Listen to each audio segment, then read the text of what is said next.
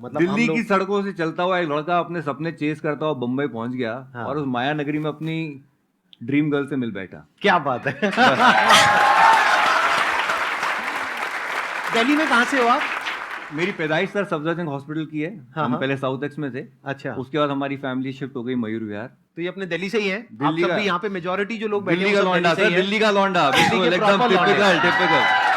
तो I am sure ये दिल्ली के कितने लौंडे हैं यहाँ पर, एक बार हाथ ऊपर करो।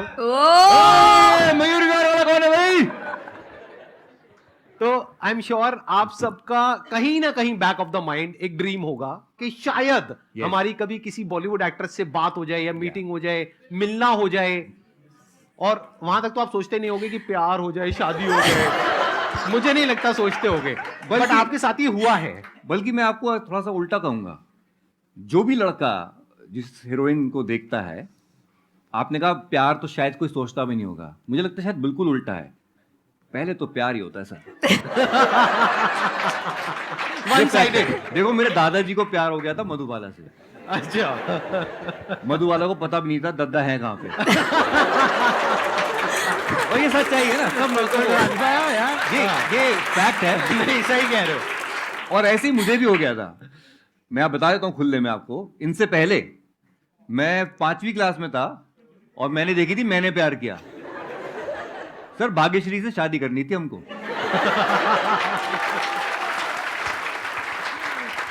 ये सर प्यार हमारा, हम बाकियों को नहीं पता, फिर दिल्ली के लौंडों को ना सिर्फ शादी वाला फिर होता है कि हमको शादी करनी है।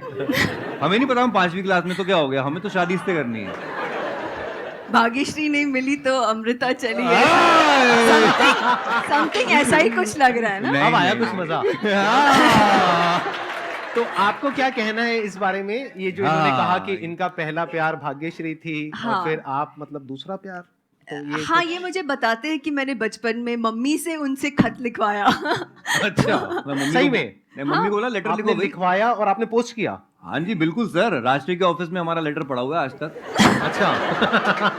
और लेटर शादी का प्रपोजल भिजवाया था मम्मी की तरफ से। हाँ जी बिल्कुल बिल्कुल, हमारी मम्मी ने लिखा भी। शादी का प्रपोजल? हाँ हाँ बिल्कुल बिल्कुल। जो आया था वो नीले रंग का इनलाइन लेटर आया था। हाँ। मेरी हैंडराइटिंग इतनी खराब थी कि हमने कहा भाग्यश्री पढ़ नहीं पाएंगी, तो हमने मम्मी से लिखवाया, उन्होंने लिखा भी। तो हमारे मम्मी पापा बड़े कूल हैं और हमारी जिंदगी में जो हम बने उन्हीं की तब आपकी एज कितनी थी? 5वीं क्लास में था मैं। दिल्ली के लोगों में वैसे और कुछ हो ना हो, कॉन्फिडेंस बड़ा कम है।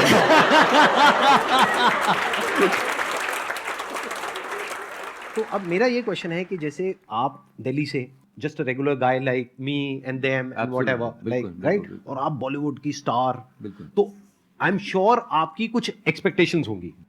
आपकी तो माइंड में अपना एक पूरा एक ऐसा कुछ होगा कि मेरा जो हस्बैंड है वो ऐसा होना चाहिए, वैसा होना चाहिए, ये होना चाहिए, वो होना चाहिए। उसको आपने कैसे टैकल किया? मतलब अपनी जो आपकी एक्सपेक्टेशंस थी, क्या वो थी या नहीं थी? अगर थी तो उसको कैसे आपने हैंडल किया? आई थिंक मैंने लाइफ में ना अपना करियर बहुत यंग एज पे शुरू किया और उसकी वजह से जब तक मैं अनमोल से मिली थी, मैं इतने लोगों से मिली थी, इतना काम कर चुकी थी कि जब मैं अनमोल से मिली ना तो सडनली मुझे लगा कि ये इंसान अलग है, यू नो। तो मुझे इनके बारे में सबसे अच्छी बात ये लगी कि ये जो है वो है। इसीलिए for me to just be myself with Anmol was very easy. मतलब मुझे वो अच्छा लगा कि मुझे यू नो कई बार ऐसे होता है कि कोई देखने में एक इन्फैचुएशन होती है, यू नो, फिर हम नर्वस हो जाते हैं कि इनसे बात क्या करें, इसने ये बोल दिया अब मैं रिप्लाई क्या दूँ, अरे मैंने ये बोला, अच्छा बोला या नहीं बोला। फिर हम रात को जाके सोचते हैं कि यार मैंने चॉप तो नहीं कर ली अपनी, you know, all these things they actually I don't know. मतलब जब ये सारी चीज़ें नहीं होती ना, जब आपको पता भी नहीं चलता कि इतने नेचुरली एक फ्लो में आप किसी के तरफ धीरे धीरे यू नो लाइक अट्रैक्ट हो रहे हो। मैं आपको फ्रैंकली बोल रही हूँ, जब मैंने पहली बार जब अनमोल से मिली, जब मैं इनके गाड़ी में बैठी, मैंने देखा भी नहीं कि गाड़ी कौन सी है, कैसी है, क्या मॉडल है, कुछ नहीं देखा मैंने सिर्फ इस अनमोल इंसान को देखा। क्या बात। अगर मैं समझ पा रहा हूँ जो आप कह रहे हैं, आप कह रहे हैं कि एक इनकी क्वालिटी है बहुत बड़ी कि वो जैसे हैं वैसे हैं। यस, अच्छे हैं, बुरे, व्हाटएवर, मतलब कोई प्रिटेंस नहीं है, बाहर से कोई दिखावा नहीं है। And he is very proud of it कि ये मैं हूँ बस. ही इज और वेरी वही क्वालिटी आपको अट्रैक्ट करी. यस, क्योंकि शायद मैं एक ऐसे इंडस्ट्री में हूँ जहाँ पे काफी प्रिटेंस है, like everybody is not what they actually are, और उनको वो एक रखना पड़ता है, एक प्रिटेंस. तो जब मैं इनको मिली तो I don't know, it was like magnetic.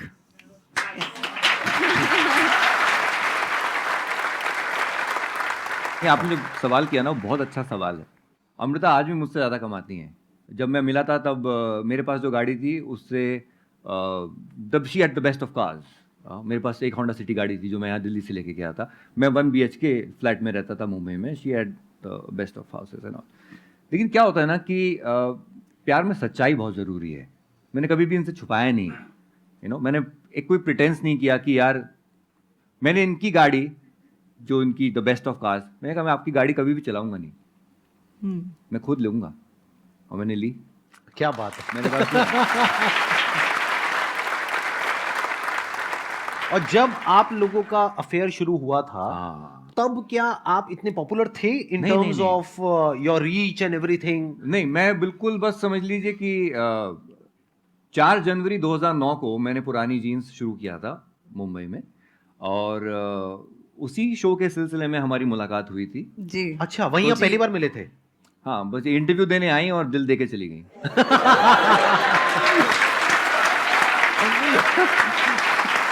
क्या बात है, क्या बात है.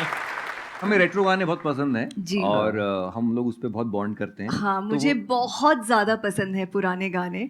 और जब अनमोल ने मुझे कॉल किया, उसके पहले हम एक इंटरव्यू के, यू डिडंट इंटरव्यू मी, हम एक रेडियो स्टेशन में मिले थे. तो मैंने अनमोल ने मुझे कॉल किया एंड ही सेड मैं ये एक शो शुरू कर रहा हूँ पुरानी जीन्स, जहाँ हम सिर्फ पुराने गाने चलाएंगे.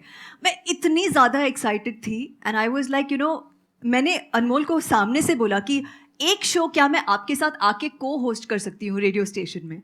इनको लगा मैं मजाक कर रही हूँ. I was so fond and इनको लगा मैं मजाक कर रही हूँ. बट मैंने एक दिन उनको खुद सामने से फ़ोन किया और मैंने बोला कि किशोर कुमार का बर्थडे आ रहा है, मैं किशोरदा स्पेशल करना चाहती हूँ आपके साथ.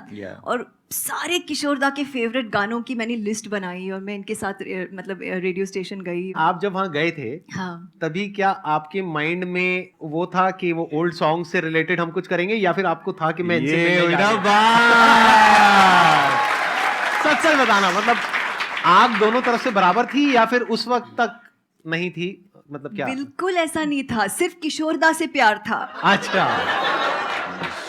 और मतलब होता है ना, आप कभी कभी जुनून में पागलपन करते हो. तो मैंने इंटरव्यू पूरा दिया, फिर मैंने अनमोल को बोला इफ़ यू डोंट माइंड आप ये मेरे सामने एडिट कर सकते हो क्या इंटरव्यू? हमने कहा बिल्कुल. अच्छा. हाँ. इससे अच्छा क्या हो सकता है? बिल्कुल एडिट भी करेंगे. राइट. हाँ. और मैं बिल्कुल परफेक्शनिस्ट की तरह बैठी कि हाँ ये यहाँ कट मार दो, ओके हाँ, फिर इसके बाद ये गाना चलाना. हाँ. और आप यकीन नहीं करोगे, वो संडे के दिन इंटरव्यू था, which is again rare because Sunday को स्टेशन का हॉलीडे होता है, बट वो हो गया इत्तेफाक से. कितने बजे शुरू हुआ था? सम 3 o'clock आई थिंक इंटरव्यू शुरू हुआ, रात के 9 बजे तक. अभी तक चल रहा है इंटरव्यू तो.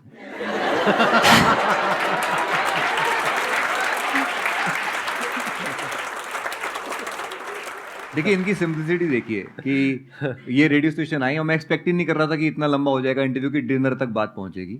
फिर डिनर तक आया तो मैं कहा पूछना पड़ेगा, हीरोइन बैठी हुई है सामने कि भाई डिनर लेंगी, कौन से 5 स्टार में जाना है, बिल्कुल बिल्कुल बिल्कुल कौन से 5 स्टार से मंगाऊं करके पहले मैं बाहर आया, वॉलेट चेक किया ठीक ठाक है, चलो ठीक है. कहाँ से मंगाए भी? आसपास ये होटल है. नहीं कहीं से भी मंगा लो. मैं कहा अच्छा क्या खाएंगी आप? मैं कहा भी इटालियन, चाइनीज. तो इन्होंने मुझे कहा खिचड़ी.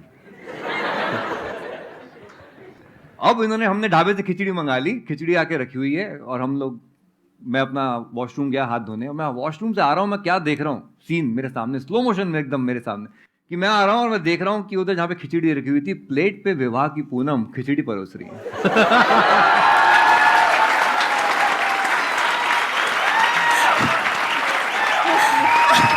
Bye God. अच्छा फिर मुझे लगा चल मेरे लिए तो वो सीन ही काफी था, मुझे लगा अपने लिए परोस रही होंगी.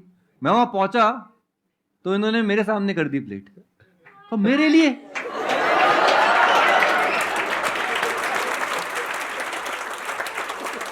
इनका एक्सप्रेशन वैसी था, मैं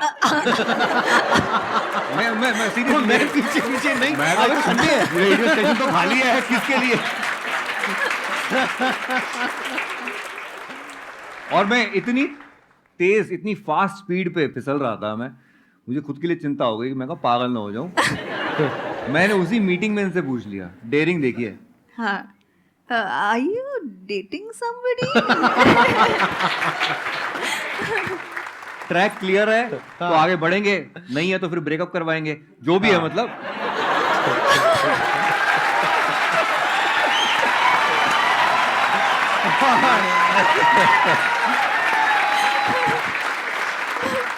ये दिल्ली के लड़के समझ सकते हैं क्या बोल रहे हैं। जो अभी तालियां बजा रहे थे वो सब हाँ, दिल्ली I saw के this. लड़के। ये ना चीज हाँ। किसी और शहर के लड़कों को समझ ही नहीं आई कि मैं बोली, ये सब यही के लड़के को समझ आई।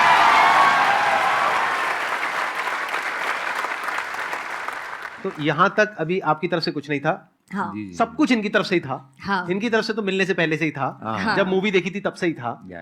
आपकी तरफ से कब शुरू हुआ? सो जब वो इंटरव्यू हुआ और मैंने इनको बोला कि मुझे ना वो इंटरव्यू का मुझे सीडी ज़रूर देना, तो इन्होंने बोला हाँ मैं दूंगा मगर मिल के दूंगा। आई वाज लाइक यार ठीक है ठीक है। And then I messaged him again कि अरे यार वो interview Anmol, so he said हाँ मैं मिल के दूंगा। आई सेड यार ये तो पीछे मिल पड़ के गया। दूंगा, पीछे पड़ गया। आई वाज लाइक चलो ठीक है मैं कल मिलती हूँ। आई सेड मुझे एक रिमाइंडर दे दो। तो इनका मैसेज आया मैं रिमाइंडर नहीं दूंगा।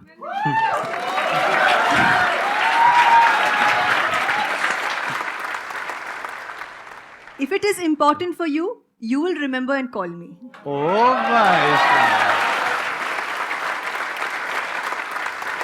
I was like, ये ये क्या अलग हुआ? था। ये कहाँ से आया? Because Right, she's used to हाँ। telling people ना। I know, I People are know। used to giving her कि reminders लोग and तो be- पीछे Yeah, जाएंगे ना, बिल्कुल, हाँ, बिल्कुल, और आप कह रहे हो कि नहीं, मतलब हम तो बिल्कुल, भाई बिल्कुल। बैठे हैं, हम आपको नहीं, चाहिए मेरा तो- ये नेचर में आज तक भी मैं किसी को रिमाइंडर नहीं देता। अच्छा, अगर इम्पोर्टेंट है तो वो कर लेगा ना कॉल।